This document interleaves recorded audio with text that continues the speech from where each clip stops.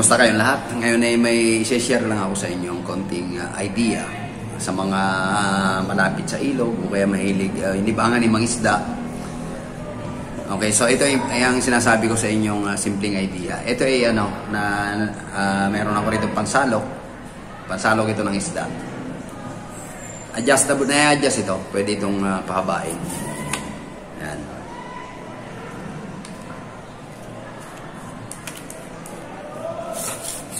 Pwede siyang umaba. Just in case kasi na pagka hindi makayang itaas ng bingwit, so gagamit tayo ng panalok para hindi mahirapan o hindi kaagad makakawala ang isdang nahuli natin. So ito yung aking i-share sa inyo ngayong araw na ito. Okay, so ito ay telescopic. Ibig sabihin, pwedeng pahabain, pwedeng paiklin. Okay, so sa kakatingin ko rito, nagkaroon ako ng idea. Ito ang i-share ko sa inyo ngayong araw na ito. Gawin natin, i-upgrade natin itong ano na ito. Itong gamit na ito. So sa halip na net lang ang ating ilalagay dito, i-upgrade natin. So naisip ko magawa ng tools na pwedeng gamitin sa mga ilog o kaya sa dagat. So ito yung sinasabi ko sa inyong i-upgrade natin ito. Itong net na to, papalitan natin ng mga ganito. So meron akong Neptune Spear. Merong purong stainless ito lahat. Then merong tornilyo rito. Meron naman yung isa pang retrieve. Sa marunong mag-welding, sandali lang gawin ito. Kung hindi kayo marunong, pa-welding nyo na lang, ganitong design. Pwedeng pagbiran yung ganyan, pwedeng hatak naman. O kaya may talagang hahatakin, pasabit, pang-retrieve ba. Then yung isa namang Neptune Spear ko, nilagyan ko ng sima yung gitna. Ayan. Yung dalawa, wala na, okay na. Pang lang ito. Pag sa hibasan, pwede kang mag-ganyan-ganyan. Okay, so ipapakita ko kung anong po ang gamit na ito o paano ito ikinakabit. Ito kasi natatanggal ito na ito. May tornilyo kasi. Kaya may naisip ako, why not napalitan itong lugar na ito rito? Kasi di tornilyo lang naman ito. So nagawa ko ng mga spear na sari-saring style. Bahala na kayo kung anong design ang maisip ninyo. Yung sa akin kasi ito puro tatlo na naisip ko. Yung mga ganito. Yung isa wala talaga siyang sima. Kasi pagka dalawa naman ang tumama, hindi na basta makakawala ang isda dyan. Unlike dito sa isa, medyo mahaba na nga yung gitna. Makawala man siya sa gitna, meron pang dalawang sisibad. Kaya nga pala ganito yung style ang ginawa ko. Kasi may lugar na minsan gipitan, may mga bato, masikip.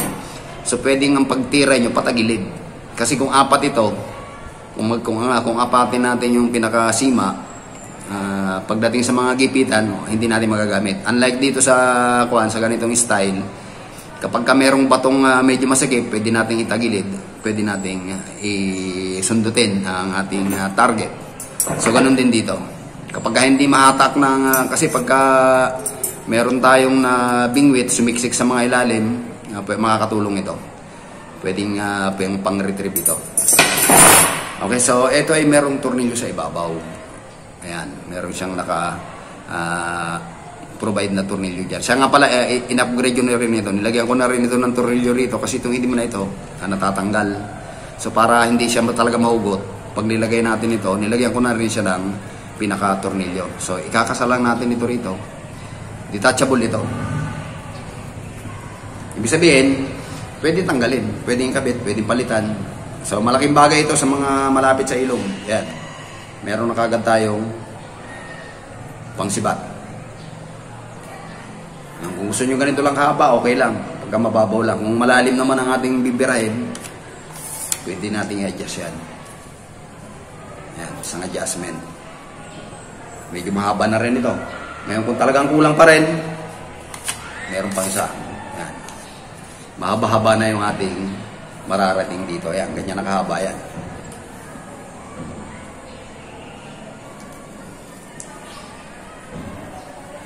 So malaking tulong ito kung sana magka-idea kayo na sana magkaroon din kayo ng gamit na ganito. Ngayon kung hindi na natin gagamitin, napakasimple lang. I-detach lang yung isa, yung dulo. Pag natanggal lang tornilyo, napaka-handy na niya. Yan. Pwede itabi na kagad dito. Then ito naman, mapapaliit natin. Ganyan lang sa kaikli. Pwede rin ganito lang kahaba. Then, sari-sari ang design na ginawa ko nga. Ito nga tatlo nga lang ang ginawa ko. Pero nasa sa inyo niya kung anong design ang gagawin ninyo.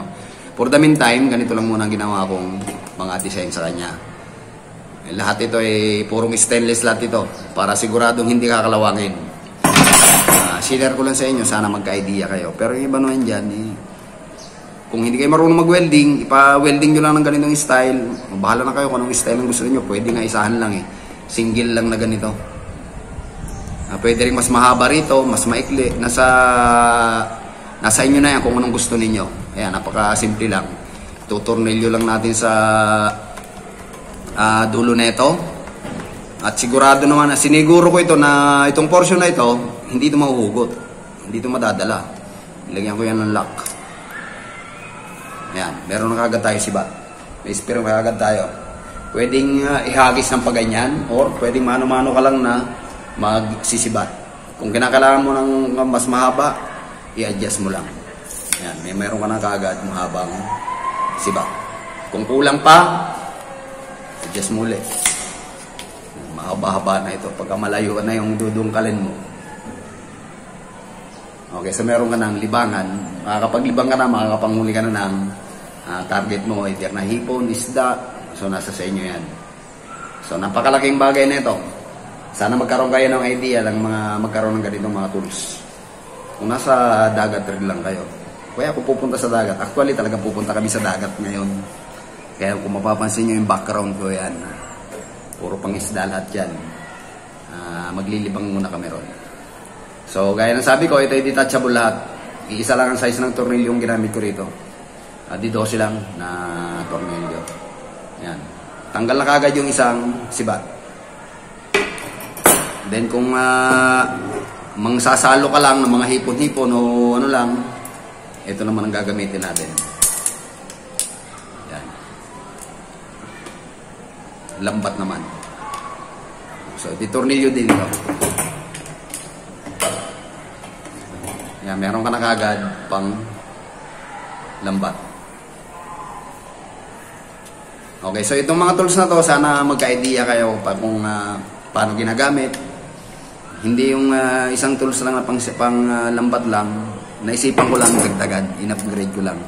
Kaya gumawa ako ng ganitong klaseng mga talim. Ngayon, kung gagawa kayo ng mga ganito, mas maganda ko stainless para hindi kinakalawang.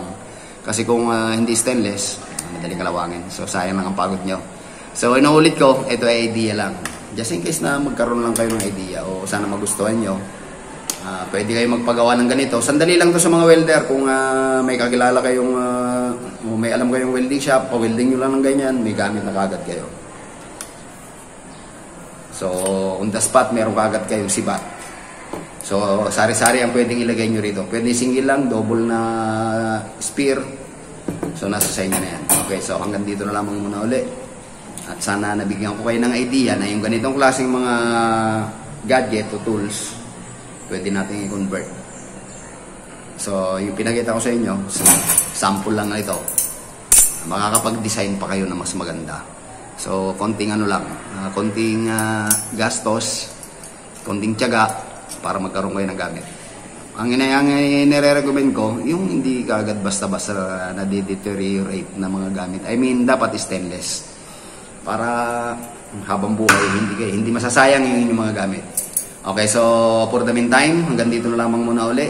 Sana nagkaroon kayo ng idea na pagka meron kayong mga ganito, pwede ninyong i-convert, pwede ninyong i-upgrade. Kung kayo ay mahilig mangisda. So napakalaking tulong na ito. Ayan, ganyan lang kanyang pinis sa tawag dito. Pagkadadalhin, ayan, ganyan lang siya kaliit. Pwede magawa kayo ng improvised na lalagyan. Pwede na ito sa bag. Kasya na ito sa bag. Okay, so maraming salamat sa pagsama. Sana may napulot kayo yung idea sa mga ganitong klaseng mga tools gamit sa pangingisda.